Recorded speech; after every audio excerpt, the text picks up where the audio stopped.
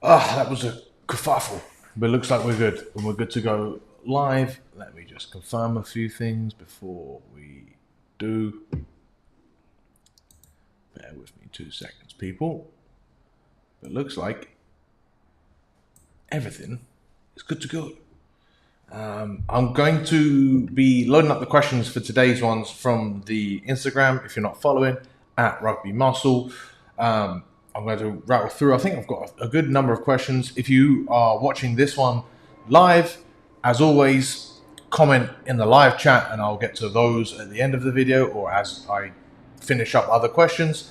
If you are watching post-fact, please answer in the comments or ask a question in the comments below and I'll answer it on either a complete separate video or next month's live Q&A. But I tend to get through, well, I'm aiming to get through one of these every single month throughout the year because I think it's a really good way to get you guys more in-depth questions than I can normally provide, on an Instagram Q&A or just in general for people that slide into the DMs or slide into my email box. This is a way for you to, refine your own knowledge, refine your own understanding and your training. And it's a way to get a little bit more in depth than what we normally do. And for you guys to dictate where the flow of the conversation goes rather than, if you're watching a video, you're obviously by default watching the video that I've created for you guys.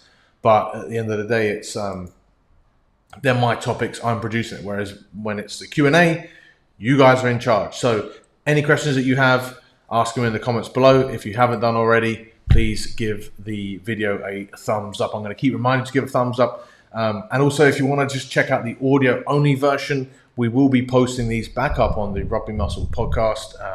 That actually is one of the questions if the podcast is coming back.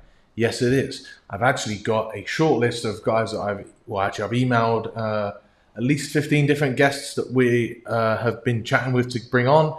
I think about 5 or so I've already confirmed. A couple of which I'm talking to within a week, and so that should be really good. I'm looking forward to getting the podcast back up. I enjoy this longer form type of educational content because I do think it's the most valuable one. I don't see myself as a content creator. I see myself as a coach that advises how to solve problems, and obviously believes the fact that the best way to solve those problems is to for me to solve them for you. That's why I do my job as a coach. So if you're interested in being coached and in me solving all of your problems for you, that will be in the links below, rugby-muscle.com /elite. Check out Rugby Muscle Elite. Or if you just want the training, rugby-muscle.com /team. Okay, all those plugs out the way. One more time, subscribe if you're new and give this video a thumbs up. Let's get into the questions, shall we? I see we've already got a question on the live chat, so I'll get to that one after the first one here. First question I get is how to bulk up in the off season without getting too fat or slow. So first off, I am a fan of sort of the bodybuilder approach of bulking and cutting. I do think, creating muscle, it's not because you have to go through those phases. It's the only way to build muscle and it's the only way to lose fat, and that's like what you need to do. And you have to have an in-season and off-season for, like the bodybuilders do. But I do believe that bulking is like gaining muscle is a very difficult thing to do. So by trying to gain muscle without the excess calories, without giving yourself a big surplus of calories, particularly of carbohydrates, but giving yourself a surplus of calories in general, it makes things so much more difficult. It's like constantly riding your bike with flat tires. You can do it, it's possible, but it's just a lot more difficult than it needs to be. So by getting yourself into a calorie surplus, you pump up your tires and you make your life a lot easier. You still have to pedal, you still have to put in the work to grow the muscle, but you need to be, to be most efficient, you want to be in a calorie surplus. Now, the unfortunate thing that comes along with, I think the word bulking is kind of misleading. The problem with that is that you think that, you're going to gain upwards of 10 kgs of muscle. Like, that is lifetime successful gaining journey of gaining muscle right there. 10 to 20 kilos, like, that's not going to happen in one season. So when you're thinking about bulking, you need to pull down your expectations. This is how you do it without getting fat, right? It's by not treating it like eat as many calories as you can. You treat it as a progressive system, in the same way that you would do if you were doing anything. If you were doing weights, you wouldn't try 1 week doing 100 kilos for a squat, and then the next week, because you felt good, try 150 kilos. You don't want to gain your body weight that fast either. You want to take it slowly. So I've done a whole video on how to bulk. Actually, I've recently done a video about how hypertrophy occurs, and I think that you should go and check out that video for the real skinny on exactly how you should be gaining muscle. But that's how to do it without getting too fat. Same process without getting too slow. If you're gaining muscle and you're getting too slow, it's because you've gained not just muscle, you've gained a lot of fat, and you've got too heavy for your body to be able to produce. The other thing is, when it comes to rugby players who want to gain muscle, like, you should be sprinting, you should be running when you're gaining muscle. In fact, in nearly every single mass gaining phase that I put clients through, or anyone through, I always have at least one, usually 2 conditioning sessions in there. One of them might just be sprints, but they could be anything, right? And because of those conditioning elements, that means that as you get heavier, you're still used to that added size. The biggest problem a lot of people run into when they try to gain size is they take that bodybuilder's approach of, I remember there was an old phrase that said something like, you shouldn't be standing when you could be sitting. You shouldn't be sitting when you could be laying down. And anytime you're laying down, you should be eating. Or something like, something ridiculous, but just a way to shoehorn in loads and loads of calories and drop down your own conditioning so low that your metabolism slows right down, and therefore you're even more in calories of excess. Problem is that you then you're not able to handle yourself.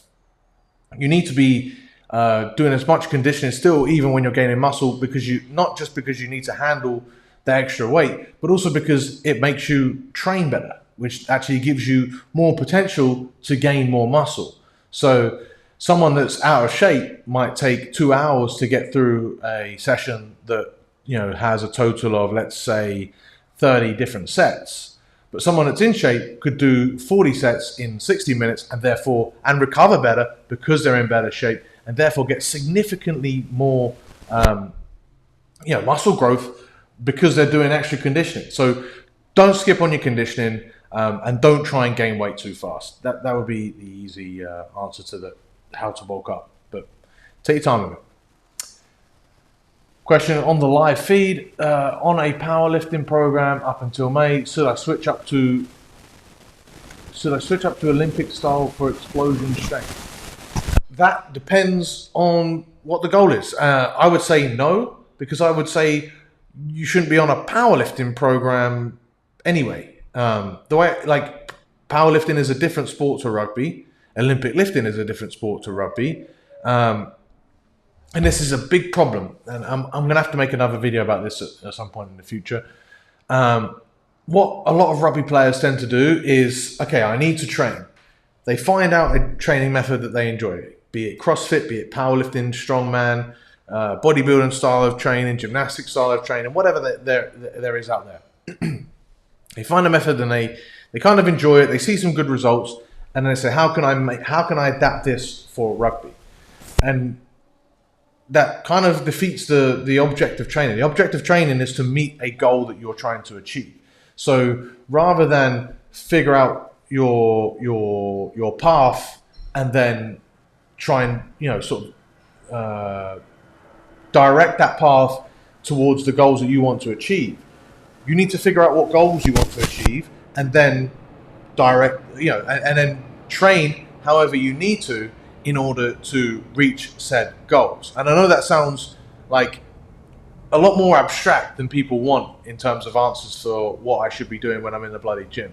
But that's what it is. You have to have an end goal, and then you work backwards. And it gives you loads of options, which is great, but it's also difficult because then you have to put in some, thinking. You actually have to like really decide what you need to do, and then you have to stick with it. And that becomes really difficult because, how do you know if it's working if, after 3 weeks you haven't seen a massive change? You do that by trusting yourself or by hiring a coach. And that's why hiring a coach is like a superpower, because they do all the thinking for you. And, because you're accountable and you're holding yourself to account, you're able to make that progress because you're not really thinking about it. And you have to stick with it. You're not allowed to just constantly switch up and change the program as and when, and therefore you're able to stick with it long enough to see like significant results.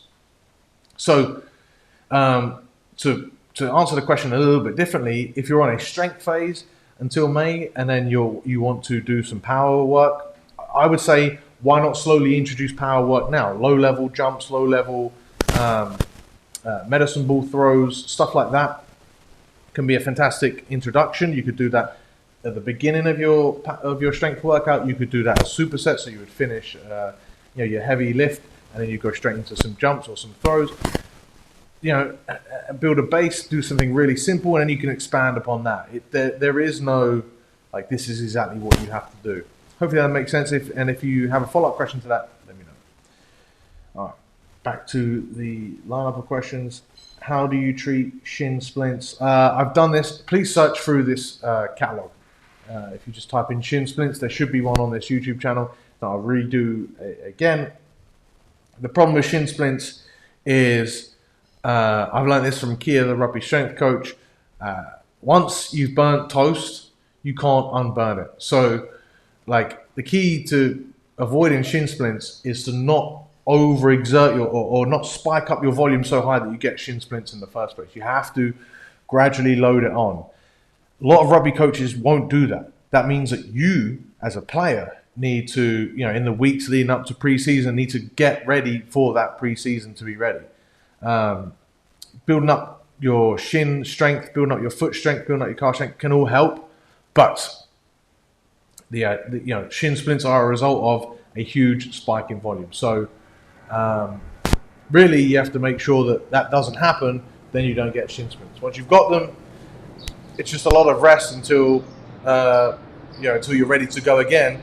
And in which case, what happens with a lot of people is that they then spike their volume straight back up, shin splints come back, and they just repeat this over and over and over again.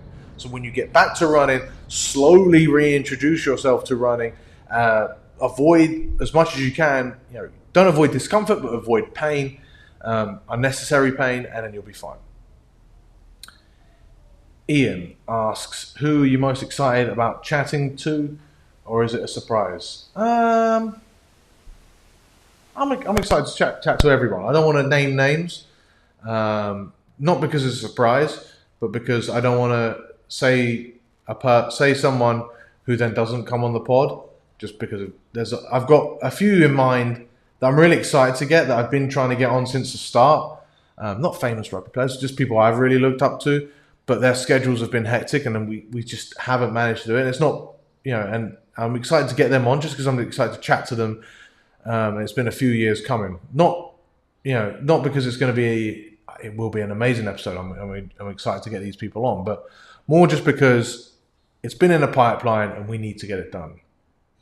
Other than that, no, I'm excited for every guest I get on. If I'm not excited to get a guest on, I won't do it. Like, this isn't, I think I said at the beginning, I'm not a content creator, I'm a coach. So these discussions are here as a benefit for you guys.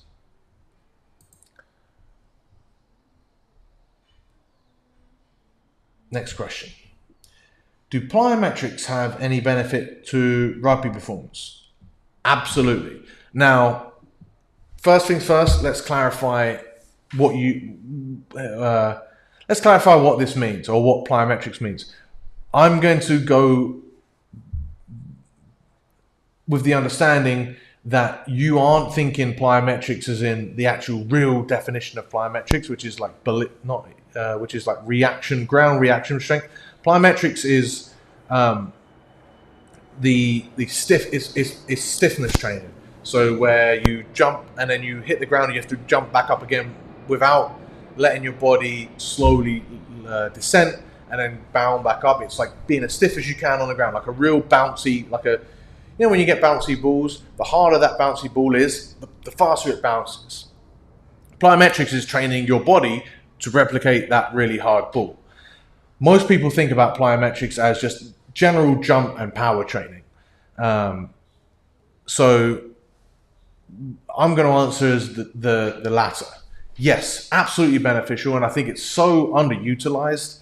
I include some level of jump, throw, hopping, striding, bounding, sprinting, some sort of explosive training, plyometric training with, I'd say, 95+% of the programs that I write for my clients and for all of the athletes. Number one, because if you don't train it, a general rule of thumb is the faster a movement is, or the faster a fitness quality is, the faster it is for you to lose that quality. So you need to keep training power because you will lose it faster. You don't lose strength if you don't go to the gym for 1 week. You don't lose aerobic fitness if you take you could take up to a month off and you'll still be quite in decent shape. Power work, if you don't do it for a week or so, you will sort of slow down, and that matters on the pitch. You need to train those qualities. I think it also is really beneficial because we, as rugby players who are in the gym a lot, tend to lift a lot of heavy timber, which is done slowly, like by definition, right? Because it's heavy stuff. It takes us some time to lift the weights up off the ground, or lift them, push the machine, do the movement however which way we can against the resistance. It's done slowly because of the weight we're doing against. We're pushing as hard as we can. We're pushing as fast as we can. We're trying to move that weight as fast as we can. But it's not actually in total terms moving that fast. So therefore, it's a really good idea to do some level of plyometric training with not most of your gym sessions, but at least once a week or twice a week. I think it's incredibly valuable for rugby players. And in fact, like people tend to struggle to find the time to do it or to put it into their program, but they happily put curls in. Like infinitely more powerful than a curl is any sort of plyometric movement within your training. Next question comes from Jason, who says, how can you get insanely fit for rugby? Good question. Are you ready for this? Now, if you're new to this channel, this might be a shock. If you're not new to this channel, you probably know what is coming. Aerobic training. Aerobic training is like the nuts when it comes to rugby. Not because you play rugby like completely aerobically, right? You don't. Like you rugby is dictated by the high intensity actions that you take. However, the high intensity actions that you take are fueled by the aerobic system. Every time you finish a high intensity action, whether that's a scrum, whether that's a carry, whether it's a tackle, whatever, you stop and then you breathe really heavy. The heavier you breathe, the more you are trying, your body is trying to get that oxygen into your system to calm your body down, to prepare you to do another high intensity action. The better your aerobic system is, the faster that heart rate comes down and prepares you to go again. The faster you can go again, the more effects you can have in a game, and the more effective because you don't get tired as they go on. So then, therefore, your effects don't drop down and down and down.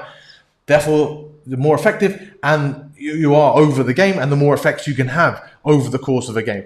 Ergo, the better rugby player you are. So work the aerobic system. The other reason I love working the aerobic system is because it's almost like a free lunch. If you do zone 2 training, by definition, it has to be easy enough that, it has to be easy, right? And because it's easy, it doesn't impact your other training. It doesn't eat into your recovery. It doesn't create a tremendous amount of fatigue. The biggest limiting factor to type 2 aerobic type training is time. You could do 8 hours of zone 2 training a week as a rugby player in season. if you had the time and the food and the, to do it, you could do it. Reality is most people don't, because there's just no need. It's just kind of impractical. 8 hours of zone 2 plus your rugby training, plus your high intensity conditioning, plus your weight training. Like, it gets too much. But you could. That's the point I was trying to make. You shouldn't actually go and do 8 hours straight away. You should slowly build up. What else is good about aerobic training? I mean, that's it, right? Then your high intensity work is kind of taken care of in a million different ways, with your weights, with your power work, with your speed work that you should be doing. You should occasionally spend time working that energy system, but more often than not, you're training it when you're training other qualities. You're working at high intensity actions when you're doing your rugby training, and therefore you will develop that system. But the more aerobically fit you are, the more opportunities you have to train those. Therefore, again, the faster improvements you make, the better rugby player you become. That's how you become really fit. Work on your aerobic system.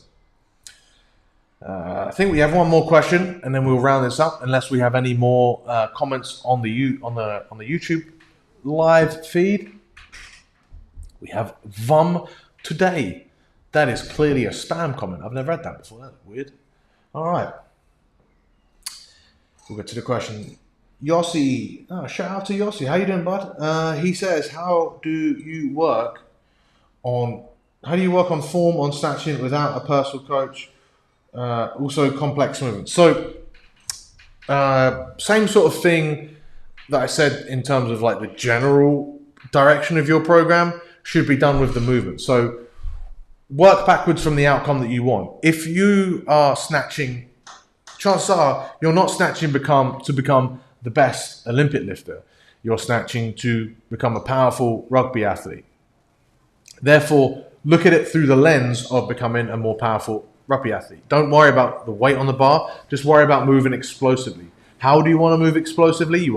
For snatching, you want to drive and for a lot of power movements, you want to drive from the knees, from the hips, and extend up at the toes. So ideally, you can reach triple extension, which is all three at the same time. Not always going to happen, and it's not how it happens in a game. That's something I'm looking into at the minute, actually, with my thought process on programming with that stuff. But the more explosively you move, the faster that bar can go with a snatch, or the dumbbell with a single arm snatch. I do love dumbbell single arm snatches. But the faster you can move and the more explosively you can move, the better. But that means that you're extending all three joints as close to at the same time as possible. What tends to happen with a lot of people when they're doing those Olympic lift type movements is they'll extend the knees first, and so then they'll end up in a hinge, and then they'll sort of like hump the bar up too late, and it all goes a bit messy. So refinements that you can do for that would be, number one, so if we're working backwards, what is it you're trying to achieve? Okay, whatever, explosive rugby player, right? You've decided that a snatch is going to help. That's great. How can you make that as simple as possible so that you don't have to do a complex movement? So clearly, if you have to snatch from the ground, that's going to require a lot more technique than snatching from the hip, right? So if you've got a bar just standing, why is that? Because what was the first thing I said? The first thing I said was, the earlier thing I said was, a lot of people run into mistakes when they're doing their snatches, or when they're doing a lot of explosive movements, because they extend at the knees too soon. Well, there's a lot greater of a chance of that happening if you're lifting from the ground, right? Because that gives you room for those knees to straighten, and all of a sudden the whole movement's cocked up. If you're already standing when you're trying to do this snatch, that doesn't happen. What do you do then as a standing snatch? You basically jump with the bar at your hip, and then you catch it overhead. That's it. That's as simple as a movement as it can be. There's very little ways that you can fuck it up. If anything, you fuck it up by trying to be too technical, and you end up hitting yourself in the face, or doing a big kettlebell swing or something. Just jump, just catch. That's it. Simplify the movement as much as possible. He's talking about you could do this with a dumbbell as well. You can just hold it down by the side, jump, catch it overhead. Okay, the more natural the movement, the better. The more simple the movement, the better. The less of a task you have to, and especially if you don't have a coach, like you want things to be as simple as possible, so that you don't you don't see progress because of your technique. You see progress because you're becoming a better athlete. If you've got a coach, he can refine, or he or she or I can refine your technique over time. I'll tell you things to look for. We can improve on those things as time goes by, and then therefore, your better quality of movement is a progression. But for the most part, like, that better quality of movement is a natural progression from becoming more explosive. So you want to make that movement as simple as possible. Keep working on it. Over time, you should see it getting better. You should feel more explosive. You should be capable of lifting more weight, or you should be capable of lifting. Actually, you should be capable of lifting more weight at a faster rate. Everything should be more explosive. The other way to tell that, and the other way to do that as an individual, and I would actually do this. I would ask you, because if he says, "How do you work on it?" I'm assuming he's saying, "How does he work on it?" Not me. How do I work with people? But either way, the answer is probably the same thing. Video yourself, ideally from a side angle or from a 45-degree angle. Don't take up the whole gym with your video and equipment because you look like a bit of a knob. You're not a celebrity. Just take a video though, but don't feel like self-conscious. You're doing it because you want to become a better athlete. So video yourself, look back, give yourself a little bit of feedback, understand the things that you want to work on. If you look back on that video and you see that your knees extended too soon, just think about it the next time. And over time, you're going to correct that because of those thoughts. And then after that, you're going to be able to do it autonomously. You want to get to the point where you're doing it autonomously on the field, right? Because that's how you play. You don't think about your movements. You don't think about using your glutes when you're playing a game of rugby. You just run, or you just explode, or you just make a tackle. You don't think about it. It's the same thing with moving in the gym better, right? You have to, at the beginning, think about what you've got to do. Tell yourself just before it and try and make sure you get it right. Review it, refine it. But overall, this problem is easiest to solve by working backwards from what you want to achieve and making things as simple as possible. And going back to the original question that I got asked on the YouTube channel here was that, from the powerlifting and the Olympic lifting, don't look at a complicated or a different method of training and shoehorn it to fit what you want to do. It's lazy, if anything else, right? You're not a powerlifter. You're a rugby player. So there are several athletes I work with that don't do any barbell squatting at all, and they're just fine. They're significantly stronger than they were when they were trying to barbell back squat or whatever. Or Olympic lift or whatever it is, right? Think about what you want to achieve and then build a program or build a long-term plan to get to where you want to be. And then, wherever you want to achieve with the short-term program, make it as simple as possible to get you to where you want to be, and then make adjustments from there. Once things do start to get complicated, or if they ever do, that's what, you should already be in a place where you know it's going to get complicated, and then therefore you know what to do as a result.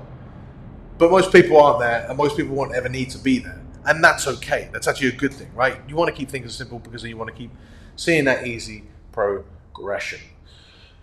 All right, I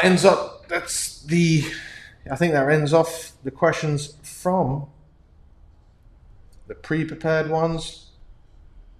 I believe that ends off the live questions as well. Thank you guys so much for watching. One more time, I will say rugby-muscle.com. If you want this live Q&A, but you want it done on a weekly basis, specifically to you and your training, and you want a program and nutrition, we want us not just to discuss conceptual things, but actually talk about how your week went, how to improve your week, look forward to the next week, improve that week, and get you on the fast track to becoming an awesome rugby player. That will be in the link below. Or if you just want world-class strength and conditioning delivered directly to you, You have to no thinking about your programming at all. Just get your programming delivered right to your inbox. That's rugby-muscle.com/team. Also in the link below. I'm going to start doing some occasional,